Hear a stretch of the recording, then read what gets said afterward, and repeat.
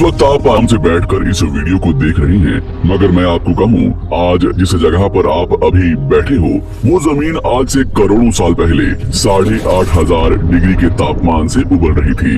या जिस जगह पर आप बैठे हैं वो जगह लाखों सालों तक बर्फ से ढकी हुई थी। ये दोनों बातें सच हैं। इस 15 मिनट की वीडियो के अंदर आप पृथ्वी के 450 करोड़ साल के सफर को देखने वाले हैं। जिस जगह आज हमारा सौरमंडल है वहाँ विभिन्न प्रकार की गैस और धूल के बादल हुआ करते थे। वैज्ञानिकों के मुताबिक इन धूल के बादलों से दूर एक तारा हुआ करता था। वक्त के साथ साथ उस तारे की ऊर्जा कम होने लगी, जिसके कारण उसके अंदर एक विशाल विस्फोट हुआ। विस्फोट की वजह से अंतरिक्ष की ये धूल एक दूसरे से दबने लगी। इस दौरान बादलों में स्थित धूल के कण दबाव और गर्मी के कारण बड़े उल्कापिंड और पत्थरों में परिवर्तित हो चुके थे, और इसी दबाव की वजह से इन बादलों में स्थित रेडियो एक्टिव पदार्थ ने ग्रेविटी का निर्माण किया। इस ग्रेविटी के कारण बीच में हाइड्रोजन और हीलियम इकट्ठा होने लगे। बीच के इस भयंकर दबाव के कारण एक विशाल विस्फोट हुआ, और इसी विस्फोट के कारण हमारे सूरज का जन्म हुआ। अंतरिक्ष में फैले एस्ट्रॉयड यानी क्षुद्र ग्रहों में भारी वजन की वजह से सूरज के करीब आकर सूरज की परिक्रमा करने लगे। धीरे धीरे इन्हीं एस्ट्रॉयड में भारी टकराव हुआ, जिसके फलस्वरूप मरकरी, विनस, अर्थ और मार्स जैसे ग्रहों का निर्माण हुआ। वैज्ञानिकों के मुताबिक उस वक्त पृथ्वी और मार्स यानी मंगल ग्रह के बीच थिया नामक ग्रह सूरज की परिक्रमा किया करता था। पृथ्वी पर ग्रेविटी होने की वजह से सूरज की परिक्रमा करने वाले एस्ट्रॉयड अब पृथ्वी की परिक्रमा करने लगे, और धीरे धीरे करोड़ों सालों तक ये पृथ्वी पर गिरते रहे। और ऐसी घटना हमारे पड़ोसी ग्रह थिया पर भी हो रही थी, जिसके कारण थिया पृथ्वी के और करीब आने लगा और आकर पृथ्वी से टकराया।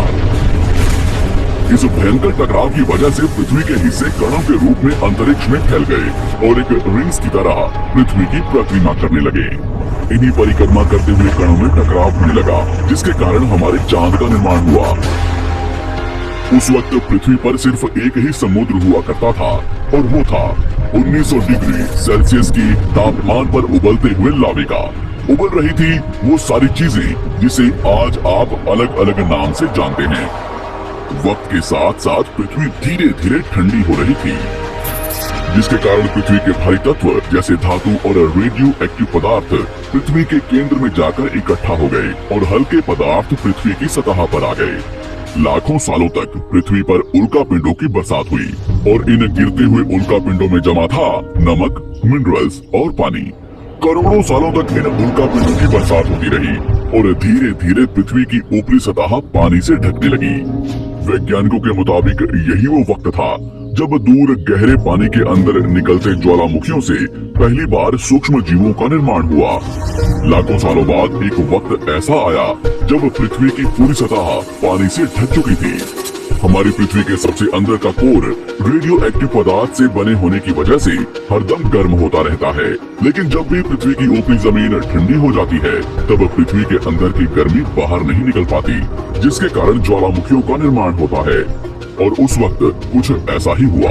पानी से ढकी हुई पृथ्वी पर हजारों की तादाद में ज्वालामुखी निकलने लगे, और आने वाले लाखों सालों तक इन ज्वालामुखियों का निकलना जारी रहा, जिससे पानी के ऊपर जमीन का निर्माण हो रहा था। इस वक्त भी पृथ्वी पर वातावरण न होने की वजह से अंतरिक्ष से उल्कापिंडों की बरसात हो रही थी। आज से लगभग 300 करोड़ साल पहले पृथ्वी पर ऐसा वक्त आया जब पृथ्वी का वातावरण लगभग स्थिर होने लगा था। ज्वालामुखी निकलने धीरे हो गए थे, और पृथ्वी का एक दिन 12 घंटे का हुआ करता था। साल बीतते गए, और धीरे धीरे ये सूक्ष्म जीव विकसित होते गए और समूह में रहने लगे। आज से लगभग 250 करोड़ साल पहले पहली बार पृथ्वी पर ऐसे जीवों का निर्माण हुआ जो जीने के लिए ये पानी के अंदर के मिनरल्स यानी खनिज पदार्थ और धूप का इस्तेमाल करते थे, और मल त्याग के रूप में ऑक्सीजन बाहर निकालते थे। इस वक्त तक पृथ्वी पर ज्यादातर ज्वालामुखी निकलने बंद हो चुके थे, और इन माइक्रोबैक्टीरिया की वजह से वातावरण में ऑक्सीजन की मात्रा बढ़ रही थी। वातावरण में ऑक्सीजन बढ़ने की वजह से पृथ्वी का वायुमंडल बनना शुरू हुआ, और आने वाले हजारों सालों तक वातावरण में ऑक्सीजन की मात्रा बढ़ती रही। इसकी वजह से पृथ्वी के ज्यादातर हिस्सों में ये सूक्ष्म जीव फैल गए।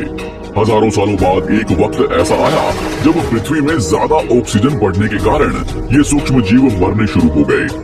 उस वक्त तक पृथ्वी का वातावरण ठंडा होने के साथ साथ ऑक्सीजन से भी भर चुका था, जिसके कारण जमीन और वातावरण में स्थित आयरन यानी लोहे के मिनरल्स पानी में स्थित ऑक्सीजन से रिएक्ट होने लगे। और एक वक्त ऐसा आया जब पृथ्वी की जमीन आज के मार्स के जैसे लाल हो चुकी थी। वक्त बीतने के साथ साथ धरती की टेक्टोनिक प्लेट्स में दरार होने लगी, जिसके कारण पृथ्वी के अंदर का लावा जमीन की तरह कई लाखों सालों तक खुला उबलता रहा। और यही वो कारण था जिसके कारण पृथ्वी के वातावरण में कार्बन डाइऑक्साइड की मात्रा बहुत बढ़ गई और पृथ्वी पर एसिड की वर्षा शुरू हो गई। एसिड रेन की वजह से पृथ्वी का तापमान घटने लगा और तापमान इतना घटा कि पृथ्वी के ऊपर स्थित पानी बर्फ में परिवर्तित होने लगा। पृथ्वी पर पहली बार भयंकर आइस एज आया। इस वक्त पूरी पृथ्वी सफेद बर्फ से ढक चुकी थी। आमतौर पर जब धरती पर सूरज की किरणें गिरती हैं, तब जमीन उन किरणों को सोख लेती है, मगर क्योंकि पूरी पृथ्वी बर्फ से ढक चुकी थी और क्योंकि बर्फ सफेद और चमकीली होती है, जिसके कारण सूरज की किरणें धरती पर गिरने के बाद वापस चली जाती थी। इसी कारण से पृथ्वी कई लाखों सालों तक बर्फ से ढकी रही, मगर फिर से पृथ्वी के अंदर स्थित गर्मी ज्वालामुखी के रूप में निकलना शुरू हो गई और इन ज्वालामुखियों से निकलने वाली गर्मी ने बर्फ को पिघलाना शुरू कर दिया। इसी बीच पृथ्वी की गहराई में बचे कुछ सूक्ष्म जीव धीरे धीरे बदल रहे थे और अब वो ऑक्सीजन को अपने शरीर को बड़ा और जटिल बनाने के लिए इस्तेमाल करने लगे थे। इस बीच पानी में अलग से भी छोटे समुद्री पौधे निकलने शुरू हो चुके थे। वहाँ जैसे जैसे ज्वालामुखी निकल रहे थे, वैसे वैसे वातावरण कार्बन डाइऑक्साइड की वजह से गर्म हो रहा था। वक्त के साथ साथ बर्फ तो पिघलने लगी, मगर धरती पर फिर से एसिड की वर्षा शुरू हो गई, जिसके कारण फिर पृथ्वी ठंडी होने लगी और फिर सारे सरकारी कामों को ऑनलाइन करना सीख लो और उसके लिए सीखो ऐप अभी डाउनलोड कर लो। इंस्टॉल नाउ पे क्लिक करो और अभी सीखो app download. Check images uploaded by customers. Shop if you like. Otherwise, skip Meesho. Download now. पृथ्वी की ज्यादातर सतह बर्फ से ढकी। ऐसा बार बार कई हजारों सालों तक होता रहा और इसी कारण से अब समुद्री जीव धीरे धीरे वातावरण के हिसाब से विकसित हो रहे थे। इस बीच कई सारे जीव और समुद्री जंगल्स विलुप्त हो गए, मगर जो बच गए वो धीरे धीरे पृथ्वी के बदलते तापमान के हिसाब से ढलते गए और अब हजारों सालों बाद समुद्री पेड़ बर्फ की वजह से पूरी तरह से मरते या सूखते नहीं थे। अब सूक्ष्म जीव समुद्री जीव बन चुके थे। जब फिर से ज्वालामुखियों ने पृथ्वी की बर्फ को पिघलाना शुरू किया, तब ये समुद्री पेड़ जल्दी विकसित होकर फैल गए। धीरे धीरे वातावरण में ऑक्सीजन की मात्रा बढ़ने लगी और पृथ्वी पर होने वाली एसिड की वर्षा कम होने लगी। वातावरण में ऑक्सीजन आने की वजह से पृथ्वी की ओजोन लेयर्स मोटी होने लगी और आज से लगभग 47 करोड़ साल पहले पृथ्वी की ऊपरी सतह पर पहली बार मोसोस नामक प्लांट उगना शुरू हुआ। वक्त के साथ साथ जमीन पर अलग अलग प्रकार के पौधे और पेड़ उगना शुरू हुए।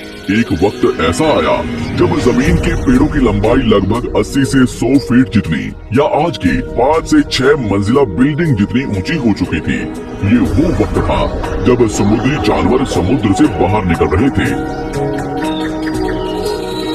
और जमीनी जानवरों में परिवर्तित हो रहे थे।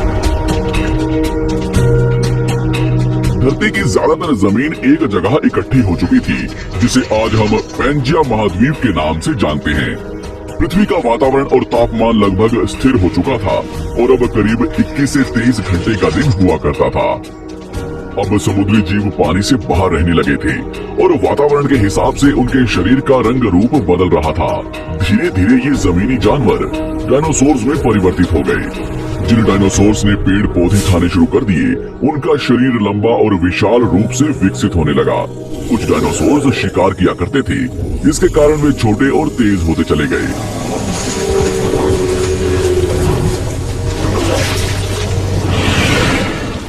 पृथ्वी की ऊपरी जमीन एक जगह इकट्ठी होने के कारण ज्यादातर जमीन रेगिस्तान और बंजर हो चुकी थी। ज्यादातर जंगल समुद्र के करीब हुआ करते थे, जिसमें डायनासोर्स रहा करते थे। आज से लगभग 20 करोड़ साल पहले पैंजिया महाद्वीप टूटना शुरू हो गया। पैंजिया के विभाजित होने की वजह से पृथ्वी की ज्यादातर ऊपरी जमीन पानी के संपर्क में आने लगी, जिसके फलस्वरूप पृथ्वी पर हरियाली बढ़ती गई, जिस वजह से डायनासोर्स और ज्यादा विभिन्न और विशाल होते चले गए। डायनासोर्स ने आने वाले लगभग 20 से 30 करोड़ सालों तक पृथ्वी पर राज किया। उस वक्त डायनासोर्स समुद्र से लेकर जमीन और आसमान तक पूरी पृथ्वी पर राज किया करते थे। इस दौरान अफ्रीका से टूटा भारत सीधे आकर आज के तिब्बत से टकराया और इस टकराव की वजह से हिमालय का निर्माण हुआ। आज से लगभग 6.5 करोड़ साल पहले पृथ्वी की तरफ आज के माउंट एवरेस्ट से भी बड़ा लगभग 4.5 लाख करोड़ किलो जितना वजनिया उल्कापिंड लगभग 80,000 किलोमीटर प्रति घंटे की स्पीड से पृथ्वी की तरफ आ रहा था। पृथ्वी की सतह को छूते ही उसमें भयंकर आग लगी और वो जलते हुए सीधा पृथ्वी से टकराया। इस टकराव से निकलने वाली ऊर्जा आज के 10 करोड़ परमाणु बम एक साथ फटने के बराबर थी। जहाँ ये उल्कापिंड गिरा, वहाँ के जानवर और पेड़ तुरंत भाप बनकर जल गए। गिरते ही पृथ्वी पर पूरी तरह धूल फैलने लगी, समुद्र में भयंकर बाढ़ आने लगी। भूकंप और आग ने पृथ्वी को जलाना शुरू कर दिया। कुछ ही घंटों में पूरी पृथ्वी के वातावरण में हानिकारक गैस और धूल की वजह से पृथ्वी नर्क हो चुकी थी। डायनासोर्स घुटन, आग और भूखमरी से पूरी तरह विलुप्त हो गए। इस वक्त हमारे पूर्वज जमीन के अंदर रहा करते थे, जिसके कारण वो इस विशाल प्रलय से बच गए।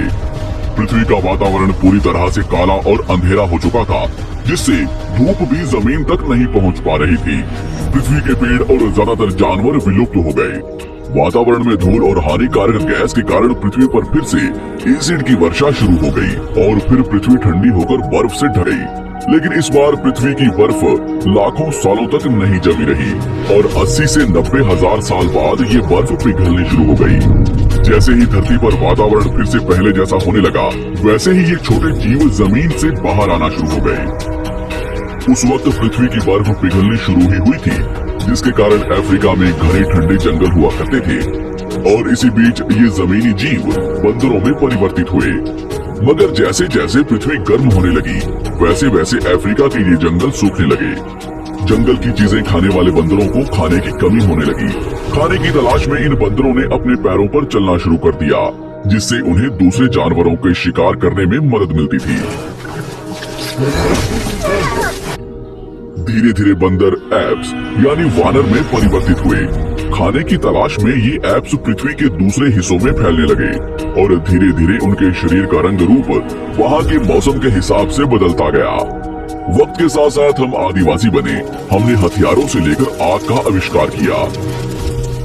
हम धीरे धीरे इंसान के रूप में विकसित हुए।